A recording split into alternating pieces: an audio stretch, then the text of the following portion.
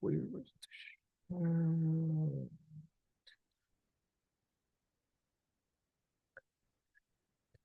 Uh, so sorry. I thought I was doing this. Okay. Hello, my name is Enrique Benitez, and today I'll be talking about the Peloton Crisis of 2021. A history slash background. In March 2021, yeah, a 6-year-old child died after becoming trapped under a Peloton treadmill. No further details were released about the incident in order to respect the privacy of those involved. The question is, did Peloton handle this well? In my opinion, Peloton did not handle the crisis very well, at least not initially.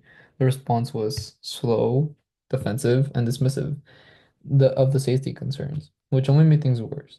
John Foley at the time, John Foley, the CEO of Peloton at the time of March 2021, remarks the incident as a tragic accident, but then also goes on to state it is a small handful of incidents in which children have been hurt and on Peloton exercise equipment. Besides fully delaying the recall, which worsened the situation, the U.S. Consumer Product Safety Commission also urged Peloton to recall their treadmills in April 2021. It wasn't until the company faced intense public and regulatory pressure that they recalled their treadmills on May 5th, 2021. If only Peloton had shown genuine concern from the start, they could have avoided much of the backlash. Instead they came off as more concerned with protecting their assets than protecting their customers. The delayed action from Peloton is one of the mistakes that they've done.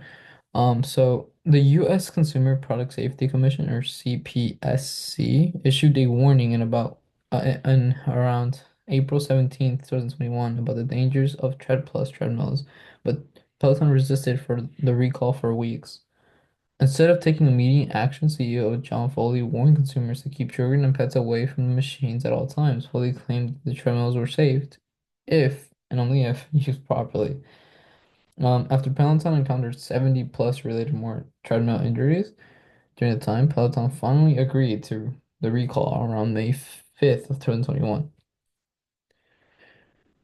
The the consequences of this delayed action. So Peloton, as previously mentioned, announced the recall of the Tread Plus treadmill around May 5th, 2021, but from the initial death of March 18th of the children's death, it took around Peloton 2 months.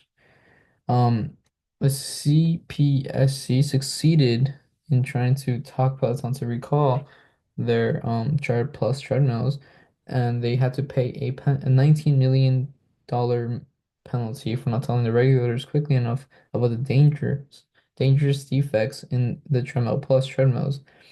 And as part of the deal, they must also improve safety standards, keep better records, and report their progress every 4 years for 5 years.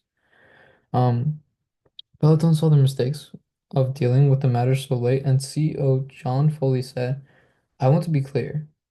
Peloton made a mistake in our initial response to the Consumer Product Safety Commission's request that we recall the Tread Plus. We should have engaged more productively with them from the outset. For that, I apologize. Their second part of their mistake was their defensive and dismissive response. Instead of acknowledging the risk right away, Peloton, or Foley, should I say, put the blame on their consumers and emphasized proper use rather than addressing the design flaw that made the treadmill so dangerous to begin with. This came across as like cruel, given that kid has literally died, and Peloton tried their best as they could to stand by their initial claim of safe if used properly. However, after being bombarded with 17 plus other claims about treadmill-related injuries, Peloton had no other choice but to admit to their mistake. Because Peloton faced intense public and regulatory backlash, um,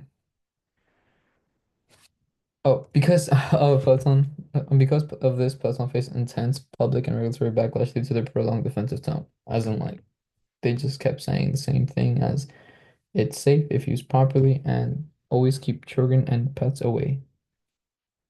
The consequences, however, was Peloton stock fell nearly 15% in one day, totaling to 4.1 billion in market value. The stock in intraday low had not the stock hit an intraday low that has not been seen since September and closed at a whopping low of $82.62 on Wednesday. Overall, since March of 2021, Peloton's market cap dropped by 7.4 billion. Here I have a little video of the CEO John Foley presenting in Good Morning America. I do want to give a disclaimer. There is a video of one of these said 70 plus other injuries that occurred. It is not the video of the child dying. It's just one of the 70. He does get trapped under, so I'm just gonna give you guys a disclaimer right now. ABC News exclusive. Peloton CEO John Foley is joining us live to talk about the fitness giant's recall of all its treadmills after more than 72 reports of accidents, including the tragic death of a child. Some saying it's too little, too late. And despite those accidents, an alarming video like this, one of a 2-year-old who was thankfully okay after getting dragged under a machine. Peloton rejected a call to pull its exercise machines 2 months ago. Joining us now in his first interview since issuing that recall on Wednesday is Peloton CEO John Foley. And Mr. Foley, thank you so much for joining us this morning. And as we mentioned, you are recalling more than 125,000 treadmills. You released a statement Wednesday apologizing for the delay. But why did you decide to do it now? Yeah, thanks for having me, Michael. I have to say that by far the most important thing to us at Peloton is the safety of our members. It always has been. And subsequently, we did make a mistake by not engaging with the Consumer Product Safety Commission in a more productive dialogue earlier in the process. But this week, with this recall, we're stating unequivocally that not only are we going to be the innovators in this new connected fitness category, but we're also going to be leaders, and we have a responsibility and an obligation to be leaders in product safety and indoor fitness equipment category, and we're absolutely going to do that. We had one lawmaker called this dangerously delayed. We've seen reports of injuries nearly double in the last 2 weeks. So why didn't you recall the treadmills right away after that initial warning came out in March? Well, right away when I found out about a child's death, we've had one child's death and it was tragic and horrible, and our heart went out to that family. Right away, I emailed every one of our tread members personally and said, listen, treadmills in the home have to be used safely. And so we've been trying to be communicative and transparent with our members. We've been always have about everything. That's the way we operate at Peloton. We care deeply about our members' safety. But again, I will say we did make a mistake by not engaging with the CPSC in a more productive dialogue. And that's what you saw this week was part of our recall. Yeah, because less than 3 weeks ago, we know your company, you were doubling down. Even after that federal safety agency report stated they were aware of almost 40 accidents involving your machine, including that one child's death. You called the report inaccurate and misleading. So how do you feel about that statement now? Well, when we brought the Tread and the Tread Plus product to market, it met every existing safety standard in Europe and the US. We made sure that they were safe products. When used properly, they're incredibly safe products. Through working with the CPSC, what we're doing now is saying we can add additional safety features, whether it's software features or hardware features that can make them even safer, industry-leading safe, so that even when they're used improperly, children don't get hurt. And that's obviously a priority for families. It's a priority for us. I can't tell you how deeply we care about our members and their safety, and that's why we did this recall this week. And are you worried about legal action against your company? Well, there is. I mean, there is a public a securities lawsuit, and I think there's a class action lawsuit brewing. So it's something that absolutely we're ready for. It's part of the process, and we're going to have to deal with that. And have you had a chance to speak with any of the family of the child who died or of those who were hurt? Well, my instinct, of course, as a father myself, was to reach out to that family immediately. I asked my team if we could. That family at the time was ready to speak. They appreciated my outreach, but I have not connected with them, although I would love to. That's obviously something I would want to do. And again, we just care so deeply about everyone in our family and our extended family, and we treat our members like our own family. And it's so their safety is the highest priority for us. Were there anything?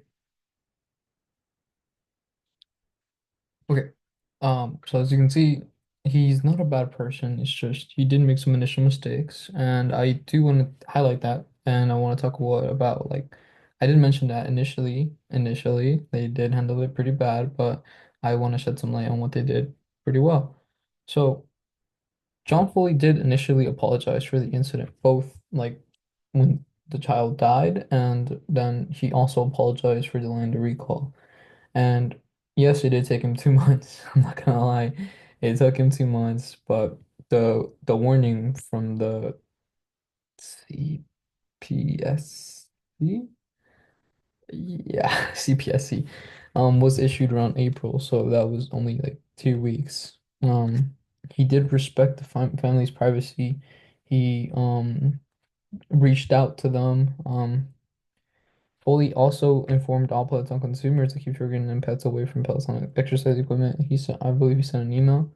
And after 2 months of delay, even though, it was delayed, he did recall the treadmills.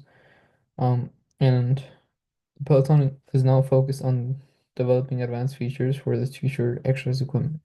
And the video is pretty long, so I didn't play all of it, but I will try to fast forward to the portion where he does say they're working on like the new safety features that are going to be like leading in the industry.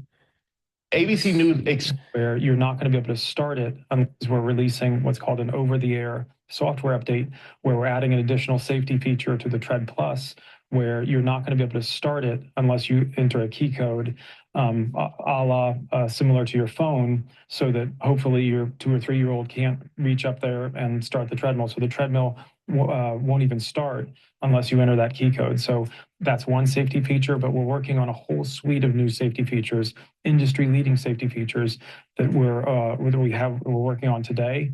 We're going to get them in front of the Consumer Product Safety Commission, make sure they're comfortable with them, and then we're going to be rolling those out to our members in the coming weeks and months. All right, a lot of people waiting for those. Mr. Foley, thank you so much for joining me this morning. So as you can see, he is taking steps to change in the right direction. And this brings me to my conclusion. Well, Peloton handled this crisis very poorly at first, resisting regulatory warnings, downplaying the risk, and delaying the actions. And they're I'm not gonna lie, their responses were slow and they damaged the reputation and the trust with the customers. However, they eventually did take the right steps, but only after the public pressure forced them to act.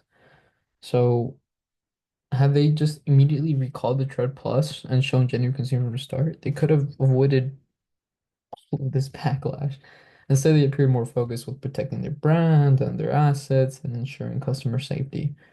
Um, that said, Peloton did take some responsible actions later on. Of course, like as I mentioned earlier, CEO John Foley personally apologized for the incident and reached out to the affected family while respecting their privacy. He also informed all Peloton employees of the tragedy through an internal email, ensuring that there's transparency throughout the company. And after some months of resistance, even though it was resisted, he eventually came to his senses and Peloton finally recalled the Tread Plus, acknowledging the safety risk. Moving forward, the company has been committed to developing the advanced safety features, as I showed you in the video, for future exercise equipment, showing the willingness to improve. While these steps were necessary, yeah, they came too late to prevent reputational damage, as of course any death would do, obviously, to any company, no matter what it is. Again, they came too late to prevent any reputational damage, highlighting the importance of a swift, transparent, and consumer-first crisis management. This is like crisis management is so important. Anyways, thank you for listening to me, and thank you for giving me this opportunity. Okay, we're excited right there. Yeah, stop sharing there.